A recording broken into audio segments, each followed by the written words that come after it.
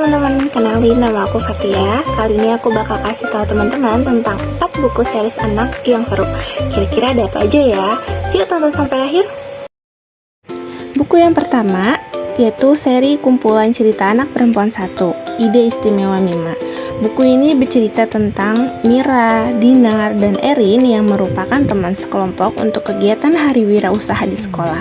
Mereka bingung akan membuat dan menjual makanan sehat apa, hingga akhirnya mereka memutuskan untuk membuat pecel karena Mira teringat akan masa kecilnya yang pernah memainkan pasara sekul pecel dengan kakaknya.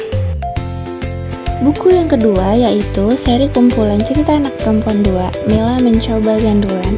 Buku ini bercerita tentang Melan yang memiliki 2 orang teman bernama Rati dan Adel. Mereka sering mengajak Melan bermain sepeda, tetapi ajakan tersebut sering ditolak karena Melan masih ingin menonton televisi di rumah. Ketika sore hari tiba, listrik di rumah Melan tiba-tiba mati. Pada saat yang sama, Rati dan Adel kembali mengajaknya bermain gandulan. Melan pun akhirnya menyetujui ajakan tersebut dan baru mengetahui bahwa gandulan merupakan permainan yang bentuknya seperti ayunan. Buku yang ketiga ada seri kumpulan cerita anak perempuan 3, Mira Salah Mengira. Buku ini bercerita tentang Mira yang memiliki adik lelaki yang bernama Dio. Suatu saat, ibu harus pergi dan menitipkan Dio yang sedang tertidur kepada Mira. Mira menganggap menjaga adik adalah hal yang mudah, apalagi saat adiknya masih tertidur. Tetapi Dio tiba-tiba terbangun karena suara berisik dari luar. Mira mencoba untuk menidurkan kembali Dio dengan berbagai cara, namun tidak berhasil. Pada akhirnya, Mira mengajar Dio membaca buku dan bermain bersama sampai ibu kembali pulang ke rumah. Buku yang keempat atau buku yang terakhir itu ada seri kumpulan cerita anak perempuan 4, Loh, Lulu Lupa. Ini bercerita tentang Lulu berlibur ke rumah Pak De dan budenya di desa.